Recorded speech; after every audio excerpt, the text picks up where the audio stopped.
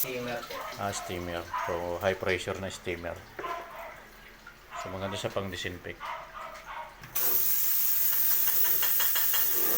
Disinfect yan, ano? Opo. Bawal po kasi sabunin to, sir. Oo. So, last time yung pang 6 months. Yung sedimentary carbon po. Sediment, saka Free carbon. pre-carbon. Tapos yung pang 1 year. UF membrane, tsaka alkaline. Si UF, sir, para siya sa bacteria. Oo.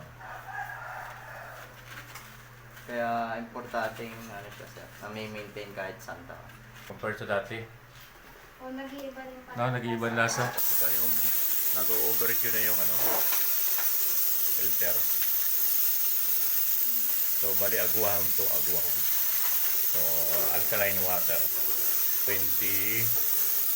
September 11, 2022. So, na ano ko, nabili. Yung filter.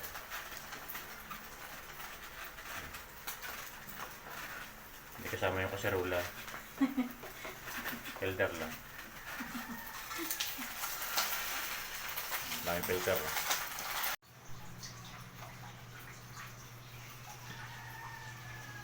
2 months, 2 months Oo. po. Yan, meron ng filter.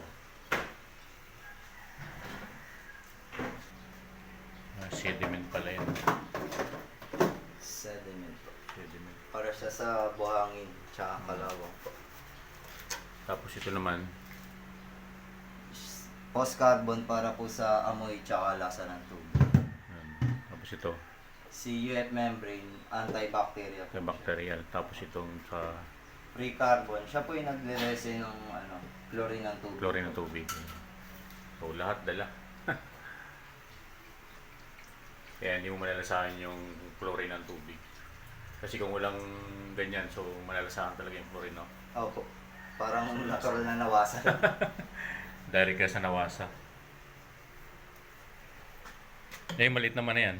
Alkaline po. Alkaline na. So, maganda rin yung ganito guys, no? Pagka gusto nyo mag-invest. Kasi tipid ka na sa tubig. Isipin mo yung kung kayo 5 sa bahay. So, yung 1 galon ubos. So, times mo sa 30. At least ito, one-time payment lang. So, mag-maintenance lang nito ay every 6 months pa. Ayun, dinis palit ng filter. Then 1 year. Ganun lang. Tsaka anytime, no? Pwede siyang hot and cold din to. Hot and cold. Yes po. Yan, no? Hindi mo na kailangan magpainit ng tubig. At may mga technician din sila na pumupunta sa bahay para sila yung nagme-maintenance. Palit ng filter. Linis, lahat linis. At naka-ano pa siya, naka-steam, yung antibacterial na ano, sterilize.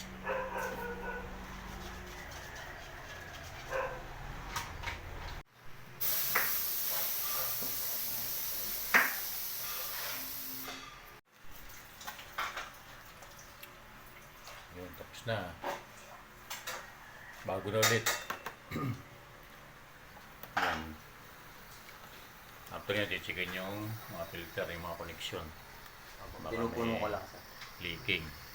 Ayun o.